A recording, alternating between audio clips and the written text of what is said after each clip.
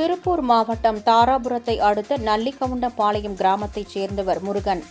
இவரது மகள் கோபிகா அங்குள்ள தனியார் மகளிர் மேல்நிலைப் பள்ளியில் 12ஆம் வகுப்பு படித்து வந்தார். இந்நிலையில் நேற்று வழக்கம் போல் பள்ளிக்கு இருசக்கர வாகனத்தில் சென்று கொண்டிருந்த கோபிகா தாசநாயக்கன்பட்டி பேருந்து நிறுத்தம் அருகே சாலையை கடக்க முயன்றபோது பழனியிலிருந்து தாராபுரம் நோக்கி சென்ற தனியார் டிராவல்ஸ் வாகனம் இருசக்கர வாகனத்தின் மீது மோதியது. இந்த விபத்தில் படுகாயமடைந்த கோபிகா சம்பவ இடத்திலேயே உயிரிழந்தார்.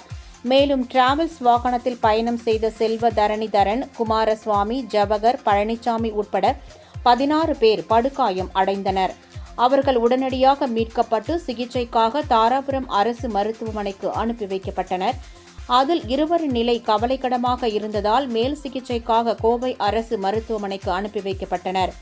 மாணவி கோபிகாவின் மரணம் அவரது குடும்பத்தினரையும் மாணவிகளையும் கிராம மக்களையும் சோகத்தில் ஆழ்த்தியுள்ளது.